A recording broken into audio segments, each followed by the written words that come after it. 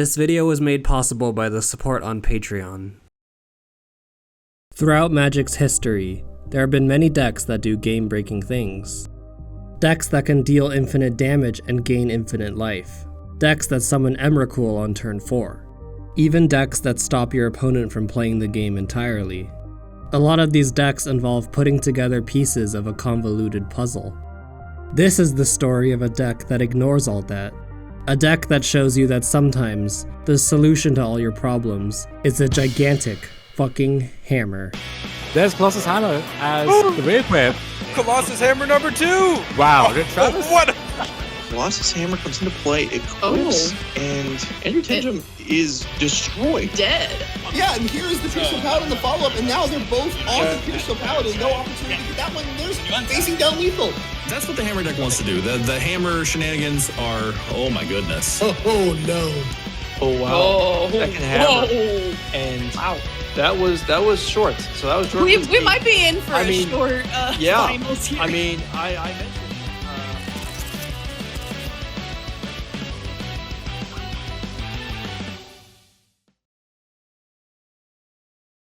To fully illustrate the rippling effects that spawned this deck, we have to go all the way back to 2010 for a moment. 2010's Worldwake debuted the card Stoneforge Mystic, an iconic white 2-drop that would go on to popularize a standard deck known as Caw-Blade, which dominated tournament results until Stoneforge's banning in the July of 2011, alongside Jace the Mind Sculptor. When the modern format was officially introduced in August of 2011, Stoneforge Mystic made it onto the initial ban list. With our focal lens pointed on the modern format, we can skip ahead to July of 2019, following the release of Core Set 2020. The set brought with it powerful archetype-defining cards in Kethis the Hidden Hand, Field of the Dead, and Golos Tireless Pilgrim. Flying a bit under the radar on discussion threads, and the hero of our story, was Colossus Hammer, a silly and flavorful 1-mana equipment that boasted an enormous +10/+10 boost to whatever creature it was equipped to, gatekept by a steep 8-mana equip cost. Players immediately recognized that there were ways to circumvent this. Cards like Magnetic Theft could take a Colossus Hammer in play and attach it to a creature for free at instant speed. The most notable synergy piece came in the form of Sigarda's Aid, a bulk rare from 2016's Eldritch Moon, whose price surged following the debut of Colossus Hammer. Sigarda's Aid not only helped bypass the equip cost of Colossus Hammer, but by giving the hammer flash, it effectively turned it into a 1-mana combat trick. However, doubters in the Reddit threads didn't believe that this card would be anything more than a meme deck. It's just a worse infect, some would argue. Undeterred, brewers immediately began coming up with lists that could abuse the raw power of the hammer. The community affectionately gave decks using Colossus Hammer the name Hammer Time. Before Core Set 2020 was even officially released, MTG Salvation user Giodante0 theory-crafted a list sporting creatures like Glistener Elf that had Infect, and Core Duelist that had Double Strike, that could use the stat boost from Colossus Hammer to take opponents out in a single swing.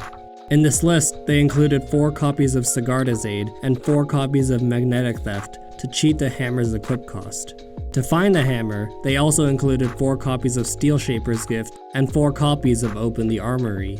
Giodante0 claimed that this deck, although gimmicky, could result in a shocking number of turn 2 kills, given the right set of opening tools. On July 29th of 2019, Saffron Olive of MTG Goldfish posted an episode of his Budget Magic series, highlighting decks you could build in paper for under $100. His Boros Hammer Time list included French vanilla creatures in Boros Swiftblade and Swiftblade Vindicator, alongside Core Duelist serving as the fastest kill option. Saffron Olive went undefeated through 5 games, stunning even himself with the deck's potential. Sigarda's Aid, Colossal Hammer, Equip It, Brave the Elements. Game! Hammer Time with the 5-0! Oh, what a deck! What a match! Oh my goodness! Who would have thought? Unrefined and unpolished, these lists embodied the core principle behind the Hammer Time strategy. Bring out the hammer and crush the opponent as fast as possible.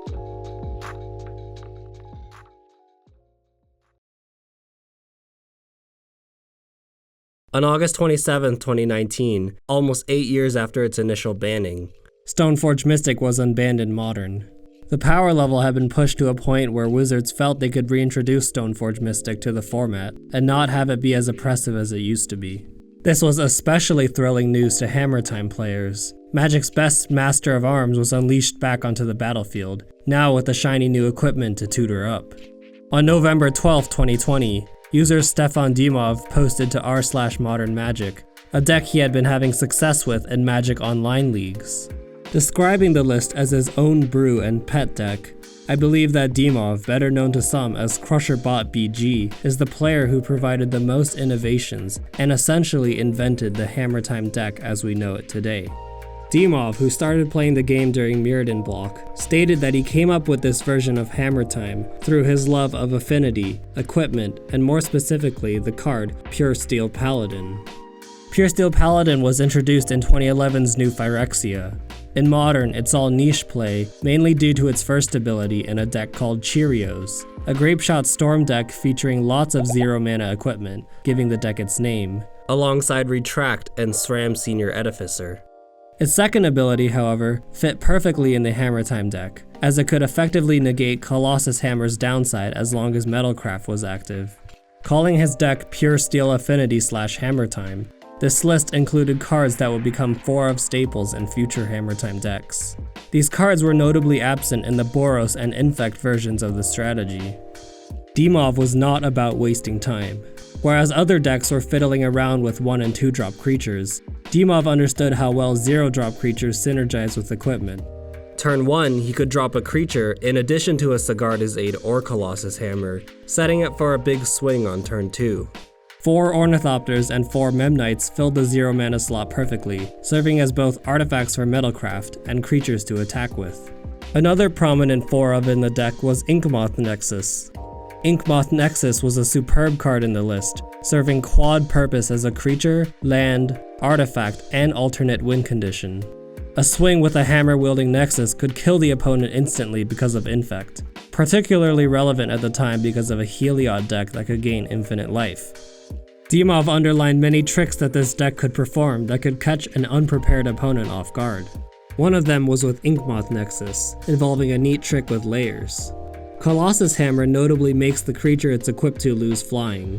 Inkmoth Nexus, when animated, notably has flying, and will lose it when equipped with the hammer. Both of these ability modifying effects apply in Layer 6 in timestamp order.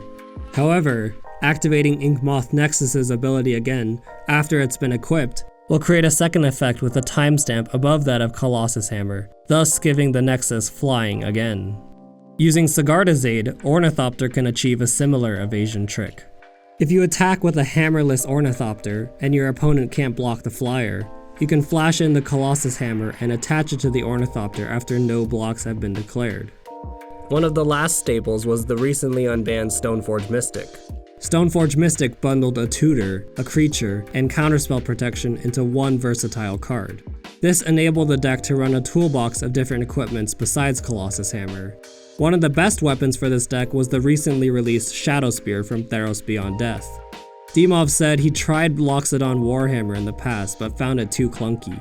Shadow Spear provided everything he wanted and more, and would find its way as a 1-of into most Hammer Time decks. Dimov's list also marked a different mental approach to playing this deck. While the decks featuring double strikers went all in on one creature and one cheat to get the job done, Dimov's deck offered built-in resiliency that wouldn't fold to a single spot removal. Pure Steel Paladin provided repeatable draw if unanswered, allowing the deck to keep up the pressure. Paladin allowed the deck to get multiple re-equips, making sure the hammer always had a wielder. Instead of trying to deal 20 damage in one attack, this deck wanted to hit the opponent across multiple turns for 10, still allowing for an efficient victory. Bolstering the deck was Cranial Plating, a card despised by many from the days of Affinity. In grindier matches, sometimes an Inkmoth Nexus plus a Cranial Plating alone could close out games. A very interesting card choice came in the form of Paradise Mantle, a neat zero-cost equipment that synergized wonderfully with Pure Steel Paladin. It was a free cycle with Paladin's first ability, and with the second ability, you can move the Paradise Mantle around, essentially turning every creature on your board into a mana dork. Another neat trick Dimov highlighted was with Sigarda's Aid. If your opponent thinks you're tapped out and tries to do something, you can flash in Paradise Mantle. Sigarda's Aid auto-equips it, and you can make a mana to flash in Colossus Hammer as a combat trick. This streamlined low-cost deck also made Lurrus of the Dream Den an auto-include for Companion. Lurrus really pushed the deck over the top in some cases, providing micro-advantages in every aspect of the game. You could use Lurrus to continuously cycle Mishra's Bauble for card advantage. You could recur Ornithopters and Hammers from the graveyard. You could get back Stoneforge Mystic to find more niche equipments, the list goes on. Sigarda's Aid shines once again with Lurrus, allowing you to cast Hammers from the graveyard at instant speed, a trick that Dimov said caught opponents off guard multiple times. Dimov described a game where an opponent used Surgical Extraction to remove all of his Colossus Hammers and Cranial Platings, but he was still able to win on the back of Lurrus, Memnites, and Inkmoth Nexus. And yet, even though Dimov provided a list that gave Colossus Hammer all the tools it needed to win, people still doubted the deck. Playtesters could not find the same success that Dimov had in his 5-0 league wins, citing the deck as flawed. People wrote off Affinity and Hammer as a joke, compared to the likes of Oko and Uro, but Dimov believed in his list, citing experience as the only true teacher. Like a Blacksmith, Dimov and other Hammer believers worked on perfecting their craft, developing a deep understanding of how the deck wants to play and win depending on the matchup was key to its success. The best Hammer Time players in the world have devoted thousands of matches to learning the deck's ins and outs.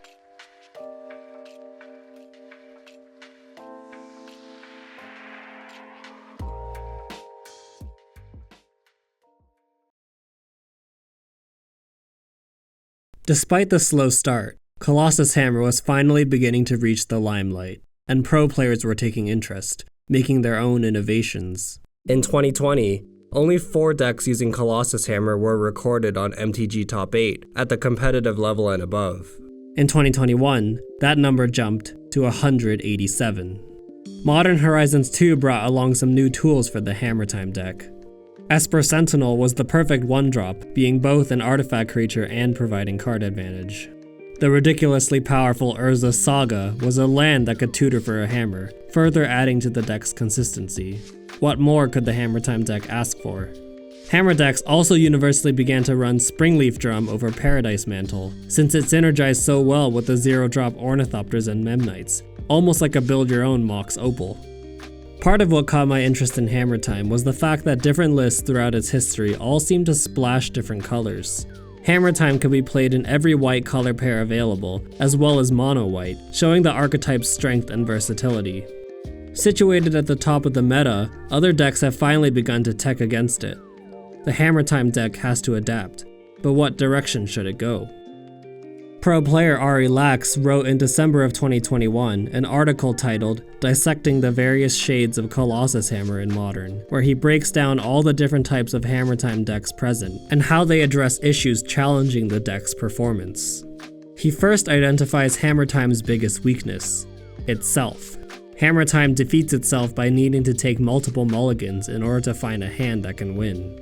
He argues that hands without critical cards like Sigarda's Aid, Urza Saga, and Pure Steel Paladin often can't get the job done. Furthermore, Pure Steel Paladin's double white casting cost is actually a real hurdle in a deck that only runs 20 or so lands, 8 of which can only produce colorless.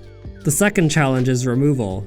Similar to Infect decks of the past, what happens when your opponent simply removes all of your threats?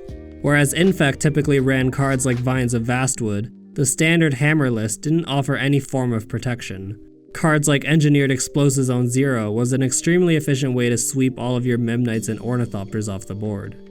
MH2 also brought with it one of the best pieces of interaction ever printed in Solitude. A tapped out opponent no longer means defense is down. The different quote-unquote shades of Hammer tackle these problems in different ways. Ari Lax argues that the stock list of mono-white Hammer, with all the notable staples, says that there simply is no problem to address. If the mulligans and removal were actually an issue, Hammer would lose. But it doesn't. Hammer keeps on winning.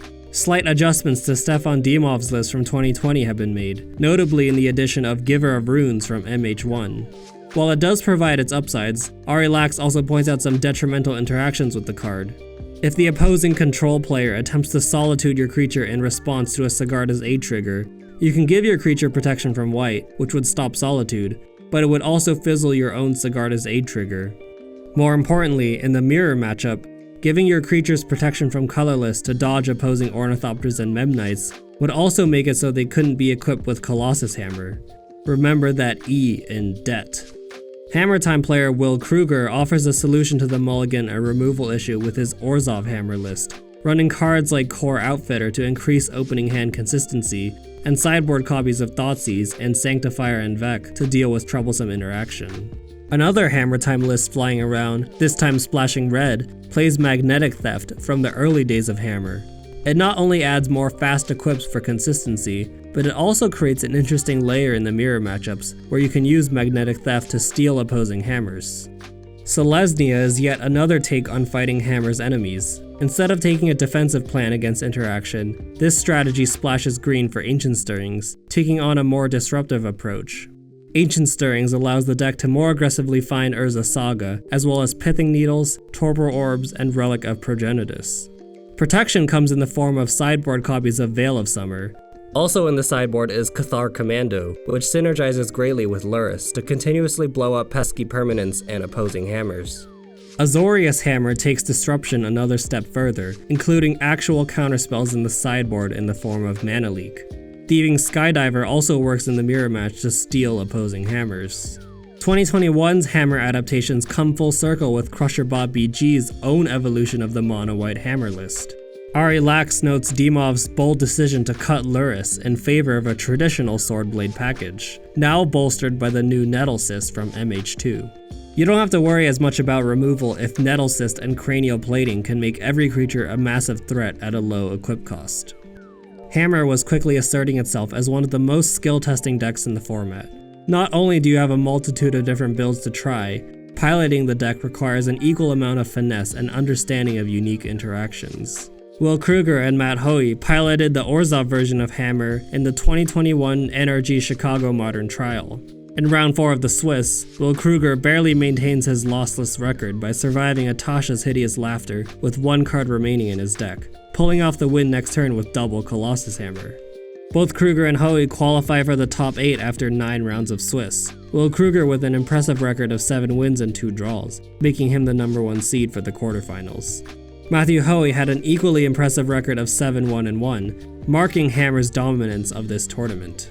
Unfortunately, Hoey was eliminated in the quarterfinals and I wasn't able to find footage of the games. Turning to Will Krueger, however, his semifinals match against Andrew Tenjum took all of 10 minutes. Game 1 began with a quick start from Will, putting out 2 Esper Sentinels, a Springleaf Drum, and a Ginger Brute by turn 2. It ended just as quickly on turn 4 after a top-decked Pure Steel Paladin. Game 2 started even faster, with Will playing 4 cards on turn 1. Andrew Tenjum does his best to slow down Will, playing Unholy Heats on his creatures and Inquisitioning his hand. The runaway train cannot be stopped, however, and Will shows that he has 17 damage on turn 4 to deal exact lethal. Andrew Tenjum is destroyed. Dead. In the finals against Robert Hayes, the Solitudes, Furies, and Ephemerates proved to be too much for the Hammer deck to handle. Will ended the tournament taking home a very respectable second place. An impression was made, however. The Hammer deck would be here to stay. Opponents had to stay sharp, as any small hiccup in the tempo would be immediately met with the hammer to the face.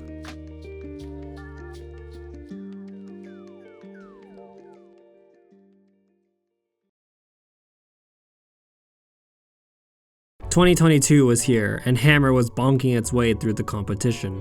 Hammer reached 366 tournament reports on MTG Top 8. Importantly, Lurrus had been banned out of the format in March. This was a huge hit to the resilient Hammer decks that could grind out games from the graveyard. Emerging from the vat of Hammer evolutions was the Azorius strategy.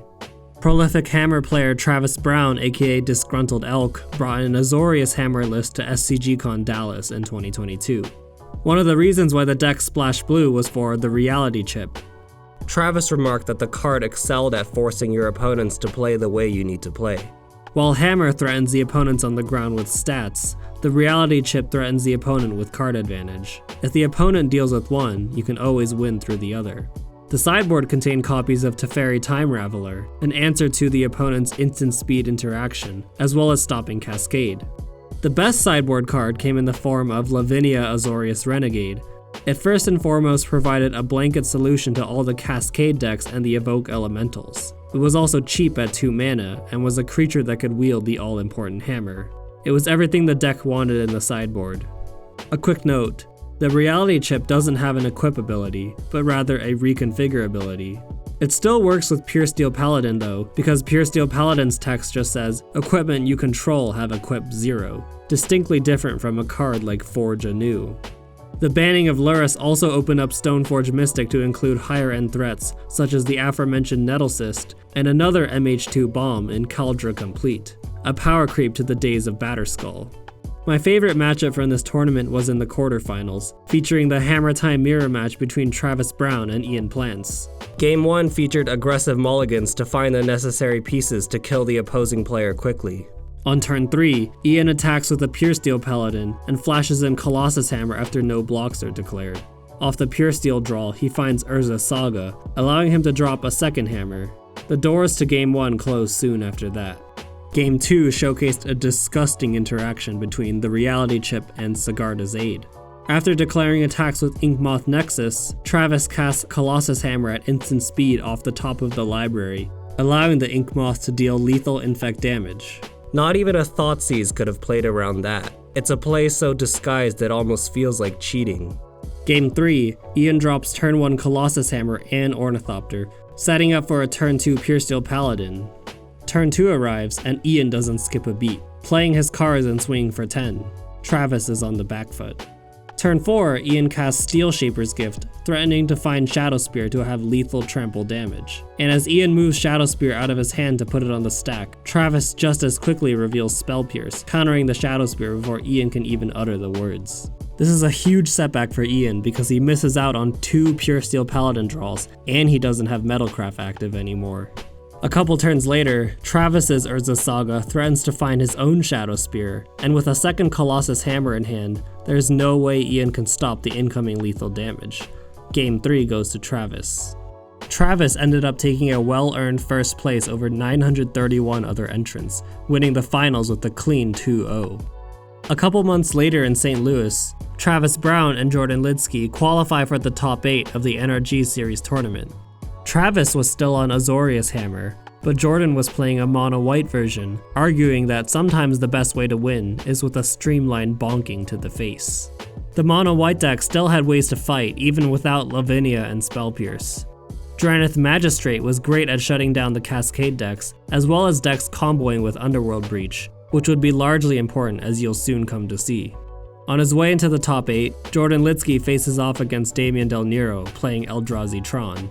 Game 1, a turn 3 Kaldra Complete puts the pressure on the Tron player. The battle continues onwards, Jordan turning the Kaldra Complete sideways to smash through the opposing defense.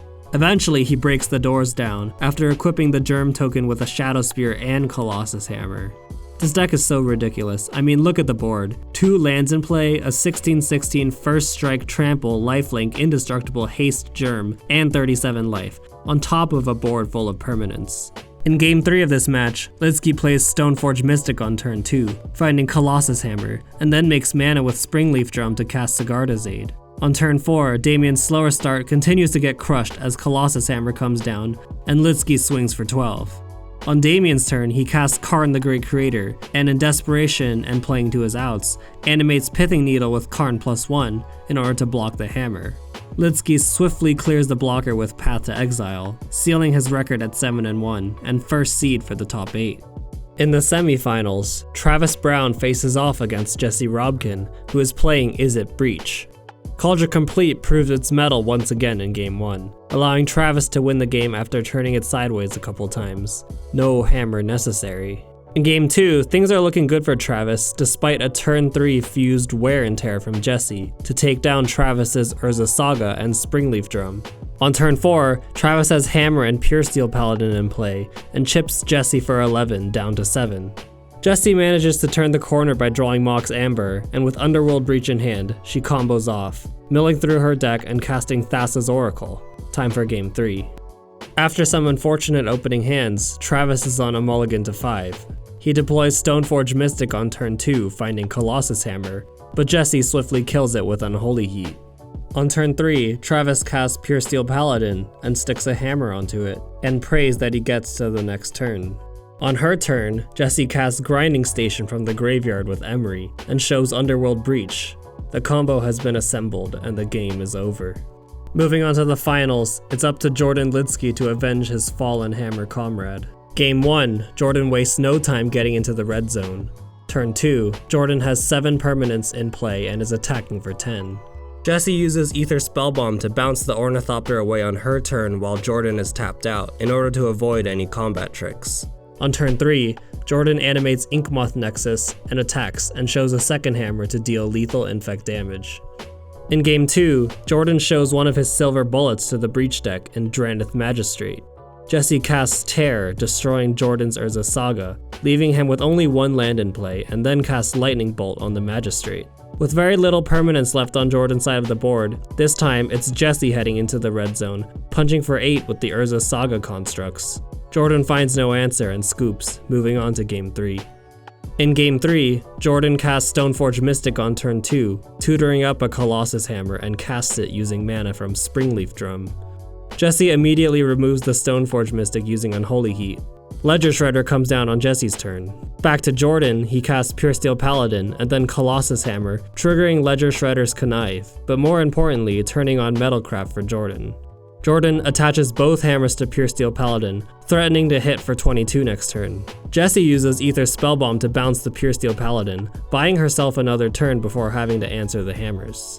Jordan, seeing Spellbomb in the graveyard, takes the opportunity to stick a Drannith Magistrate, so that Jesse can't bring back the Spellbomb with Emery, or combo off with Underworld Breach. On Jesse's turn, she casts Pithing Needle, naming Colossus Hammer, so that they can't be equipped if Pure Steel Paladin comes down the next turn. Both players are taking turns trying to shut down the other's game plan. Jesse then attempts to Prismatic Ending Jordan's Sigarda's Aid, but oh, Jordan has a response. Jordan flashes in a third Colossus Hammer from his hand and attaches it to the Magistrate before the Sigarda's Aid gets removed. Prismatic Ending resolves, but Jordan managed to get a hammer equipped. The tide is beginning to favor one of the players as Jordan reveals Silver Bullet number 2 for the Breach deck. He casts Relic of Progenitus, now having 2 problems that Jesse must deal with if she wants to combo. Now comes the critical moment. Jordan attacks with an 11-13 Drannith Magistrate, and Jesse has a 4-6 Ledger Shredder to block. In hand, Jesse has Unholy Heat and Lightning Bolt, which together could deal 9 damage. With the combat damage from Ledger Shredder, that would kill the Drannith Magistrate. However, Jordan can simply sacrifice Relic of Progenitus to take away Delirium, making Unholy Heat only deal 2. Playing to her outs, Jesse goes with that line, but Jordan sees it, and uses Relic to turn off Delirium.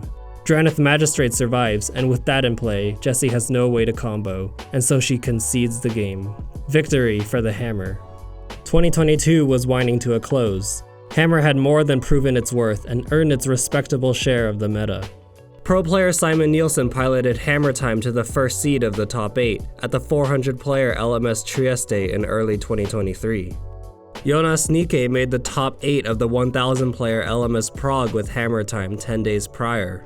So surely it was only a matter of time before Hammer would claim the trophy at a professional level event, right?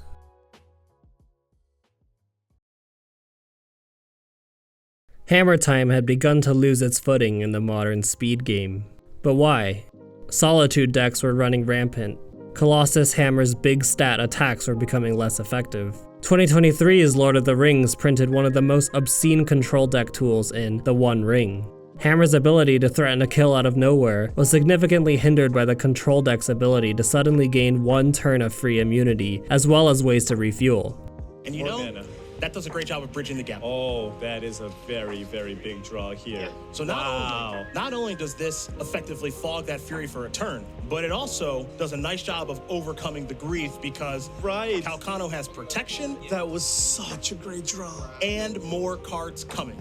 Orcish Bowmasters was also printed in this set, another modern mainstay. This card was so oppressive against Esper Sentinel that its inclusion in the Hammer Time deck became more of a liability than a boon. 2024's Modern Horizons 3 brought with it the Kryptonite to Hammer Time with the printing of Wrath of the Skies, an X-white sweeper that could blow up every Sigarda's Aid, Urza Saga, Colossus Hammer, Ornithopter, and Esper Sentinel in play for a single energy. You don't even need to sink mana into X if you already have an energy. White to nuke the Hammer deck is absolutely brutal. Modern Horizons giveth, and Modern Horizons taketh away. Still, the Hammer players are relentlessly grinding away at leagues and challenges. The deck remains relevant, as no cards can quite compete with the raw stats to mana cost rate of Colossus Hammer. And new cards are always being printed that reignite the fire in the Colossus Hammer forges. Battlefield Improvisation from the Assassin's Creed set gave the Hammer deck a magnetic theft-like effect without having to splash for a second color. Leyline Axe from Foundations increased the speed of the Hammer deck, allowing for more early lethal swings and faster access to Metalcraft. In December of 2024, Mox Opal was unbanned. Affinity's Crown Jewel was back. The Azorius Hammer decks were beginning to rely on bigger threats outside of the Hammer in the form of Kappa Cannoneer, and running Disruption in the form of Metallic Rebuke. Quarry's Steel Cutter gave Hammer Time yet another weapon on the ground. The Hammer deck was already so low mana cost that Quarry's Steel Cutter fit right in with what the deck wants to do. Even if Hammer Time has fallen out of favor at the moment, its shadow always looms over the format, waiting for the right wielder to lift it. Maybe Marvel's Thor. Magic's Final Fantasy release in 2025 brought to mind this whole video idea when I saw Pure Steel Paladin and Colossus Hammer reprinted in the set. The printing of Cloud Midgar Mercenary and Raban Bull of Alamigo prompted me to consider if they had any potential in the Hammer Time deck. And on the topic of Cloud, who, as we know, is an enjoyer of comically large weapons, seeing him reminded me of one of his little voice lines from the Super Smash Bros. Series. Limits are meant to be broken. And if that isn't the perfect phrase to encapsulate the attitude of the Hammer Time deck, I don't know what is. So the complete is 5/5, first strike, trample, indestructible, haste, and whenever it deals combat damage to a creature, exile the creature. Fair. I'm gonna guess Benjamin's just gonna take a sweet 5 right here. It's fine. We'll be okay. We'll figure Like something a fine out. turn 3 play. And that's what the Hammer deck wants to do. The Hammer shenanigans are, oh my goodness. Oh no. That's So a now lot of that's damage. 15. Benjamin goes to 2. And we are off and running. Jacob says that's enough for this turn. You go ahead. Good luck, friend. Yeah.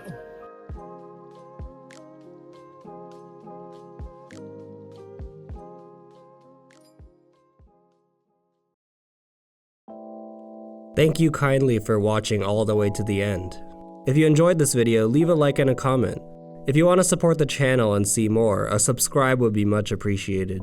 Thank you to all the patrons who've supported me through the making of this video. The names highlighted on the left are my highest tier patrons, who I send signed cards to every month. Next month, I'll be sending out a signed and numbered Colossus Hammer, so be on the lookout for that. A link to join the Patreon will be in the description below. Once again, my script writing ended up making this video a lot longer than it should have been. There's just so much I want to talk about, and I love diving into all the details I learn about these Magic decks. Reading Reddit comments was definitely the most fun part about this project, seeing what people got right and wrong about Colossus Hammer. I cut a couple anecdotes out of this script, like this Reddit comment someone wrote to Dmov. There's a Hammer Time Discord if you want to join, they say, though they're not really testing your build yet. Funny to imagine this Discord group being kind enough as to extend their hand to this rando guy, who turned out to be basically the Hammer Time inventor, and who currently runs the Hammer Time Discord.